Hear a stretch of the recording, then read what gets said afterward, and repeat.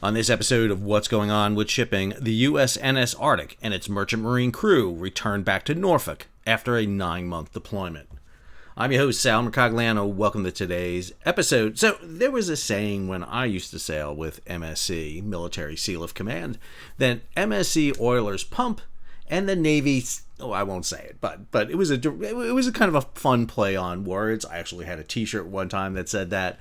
Did not go over well with our Navy brethren, but in truth, MSC, the Military Sealift Command, who crew all the civilian vessels for the U.S. Navy, 1 out of 5 vessels in the U.S. Navy, that's right, about 60 ships out of 300, are crewed by civilian merchant mariners, in particularly all the auxiliary vessels, and these include the underway replenishment vessels. These are the tankers, the store ships, the ammunition ships.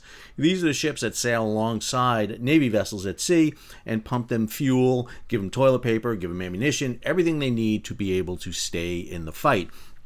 And over the past 2 years, we have seen 2 of these ships do really amazing service. That is the USNS Arctic and the USNS Supply. Now, I want to talk in context about those 2 ships, but I also want to talk about what these ships do in general for the U.S. Navy and what are the issues facing them right now. If you're new to the channel, hey, take a moment, subscribe to the channel, and hit the bell so be alerted about new videos as they come out. Here's the story over at USNI News. The crew of the oiler Arctic praised for a difficult Red Sea deployment. The story was put together by our buddy Sam Legrone over at USNI News. The Harry Truman faced the most intense combat a carrier strike group in a generation under fire from Houthi missile and one-way attack drones while operating in the Red Sea.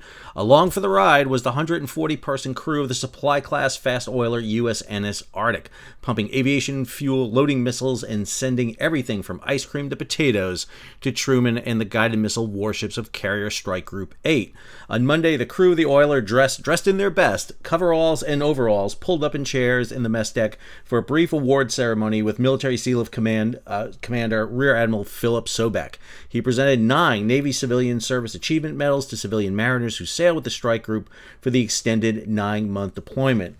Quote, "Sometimes we forget that 150 on the other side of every one of these combatants sit an MSC ship any given day at a given time in harm's way." Arctic is one of 2 remaining supply-class oilers in the MS fleet. A total of 2 of them are on the West Coast in reserve, the Rainier and the Bridge. The 49,000-ton oiler was designed in the late 80s as a replenishment ship that could keep pace with the speed of the Carrier Strike Group. Arctic is fitted with 4 LM2500 gas turbines and can keep up with an aircraft carrier sailing at more than 30 knots. I should note that the Arctic cannot sail at 30 knots. Her max speed is about 24 knots.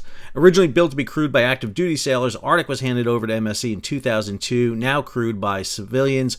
During this deployment, Arctic sailed 244,000 nautical miles, delivered 124,000 pounds of ordnance, and performed more than 135 underway replenishments of the strike group. So I did some quick calculations and actually talked to MSC because one of the figures not in there is how much fuel she pumped.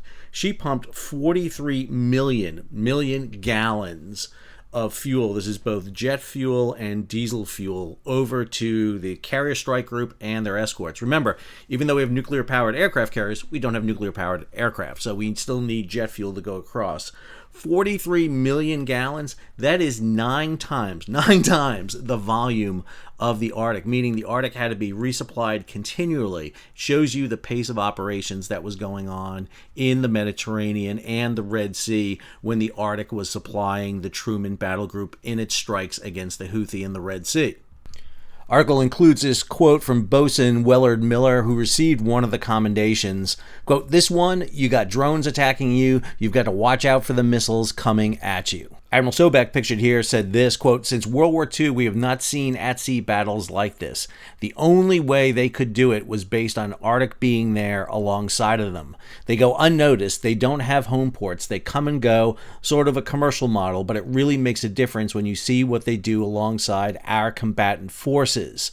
What they do, the stress, the sacrifice, the service, it has to be recognized." And my hat's off to Admiral Sobeck. He is a commander of Military Sealift Command that was needed for a long time. He is really focusing, really got to go back to Admiral Busby and a few others before that, who really focus on the mariners. And Admiral Sobeck has been doing a lot to do this. Now, Arctic's deployment comes on the heels of USNS Supply's deployment. Supply was out there with the Eisenhower strike group. Matter of fact, Supply is back out there right now. She relieved the Arctic, and she is out there with the Ford strike group. So we had this story by Mike Schiller. The USNS Supply crew was honored for exceptional service in their Red Sea operation. From October of 2023 to May 2024, Supply played a crucial role in Operation Prosperity Guardian. The crew covered over 50,000 miles, conducted 143 underway replenishments with U.S. and coalition ships, and transferred more than 87 million gallons of fuel and 14,928 pallets of supplies. The supply's master, Captain Pete Lenderson, said this, quote, "From the bridge team to the engine room, each crew member was challenged by this deployment like never before. Those challenges were met and surpassed 87 million gallons of fuel." So while Arctic supplied 9 times its value, Supply in the previous deployment did 19.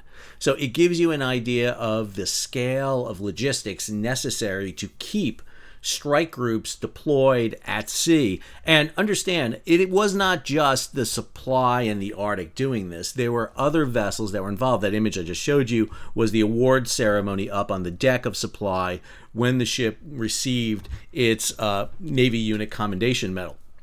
And a Navy Unit Commendation is a huge accolade for a ship, especially for a USNS, United States naval ship. USNS designates it as a civilian manned ship, but owned by the U.S. Navy, different than a USS, than a U.S. United States ship. So MSC has a fleet of vessels that kind of fill this role. So if you look at the fleet, for example, they have this what's called the Combat Logistics Force, and the Combat Logistics Force is made up of 3 different types of vessels. One of the big types you have are these underway replenishment oilers. Now, these ships are specifically geared to provide fuel, diesel and jet fuel, with minimal stores. Now, the ships that are out there that make up the vast majority of the MSC fleet are ships of the Kaiser class, the Henry J. Kaiser class. Now, this was initially a class of 18 vessels, only 16 were ever completed. One of them was subsequently transferred to Chile, and one has been taken out of service in 2022, the Walter S. Deal, and another has just recently followed, which I'll talk about. These ships are going to be replaced by a new class that's coming out. This video is from Aviation and Air Assets on Twitter. It's a view of the USNS Pecos, or the former USNS Pecos, being taken out of service. USNS ships are not commissioned or decommissioned. They are in service or out of service. And here is Pecos heading up the James River to be laid up.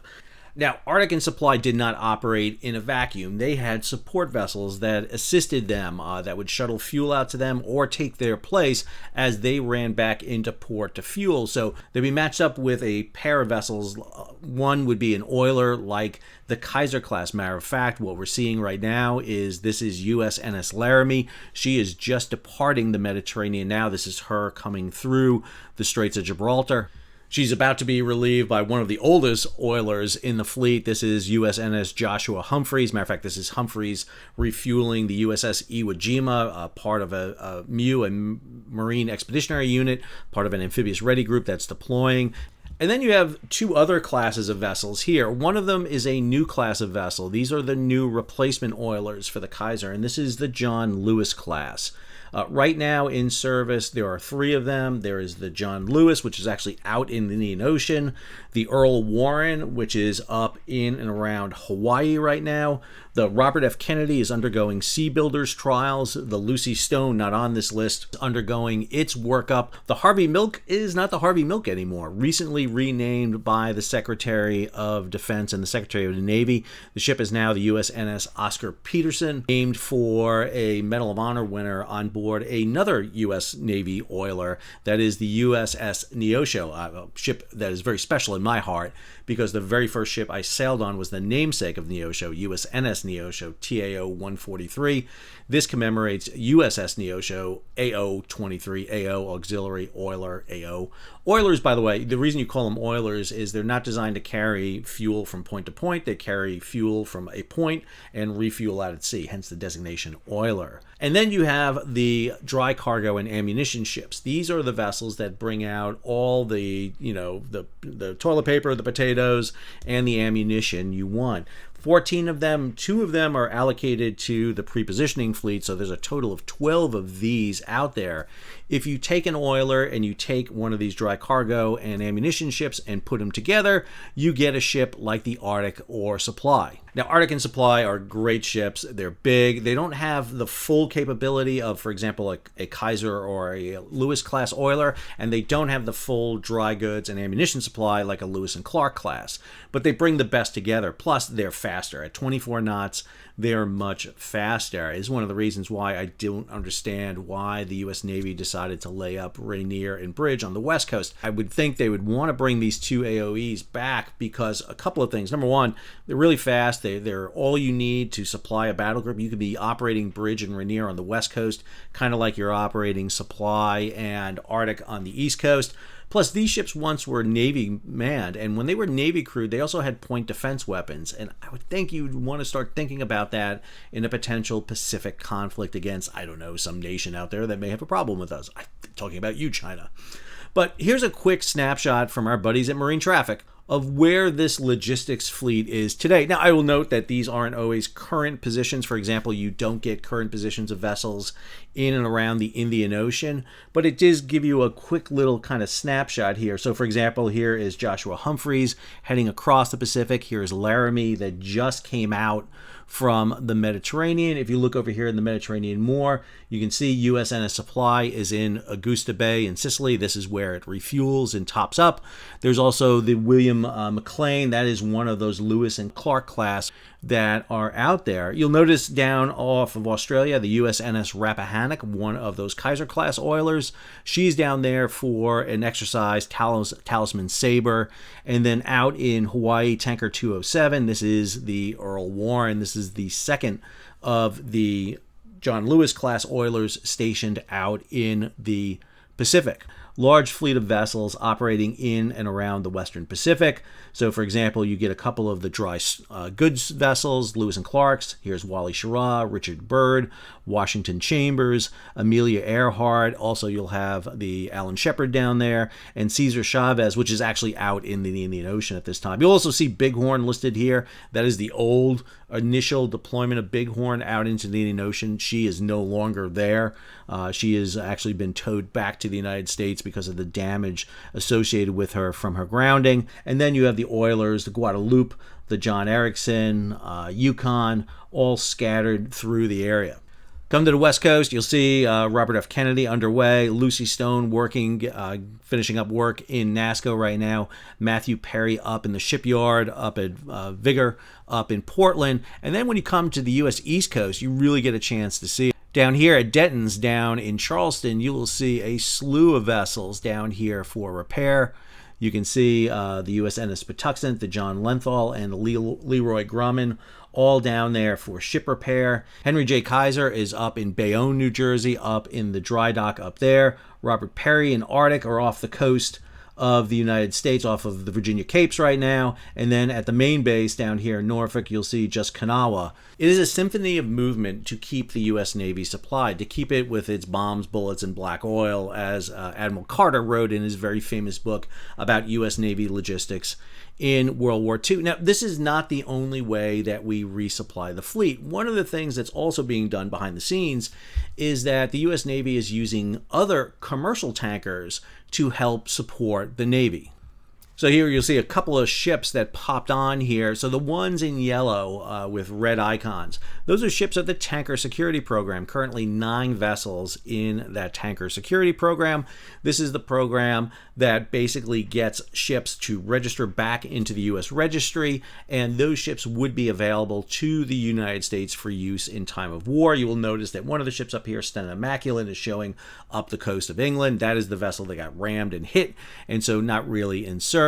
But then you'll see, and in and around Australia, for example, you'll see this. Here is the Allied Pacific. Here is the Badlands Trader. These are vessels, black circles with red icons I have marked on my Marine Traffic. These are ships that are under charter to the U.S. government, and they were used in the exercise Talisman Sabre. When you come out here into the Indian Ocean, for example, you'll see a couple of those Tanker Security Program vessels out here, 2 of the Torm vessels out here, and then out here near Diego Garcia, you see the SLNC Goodwill. So ships like the SLNC Goodwill, this is Schuyler Line Navigation Company, is leased to the U.S. government, in this particular military Sealift Command.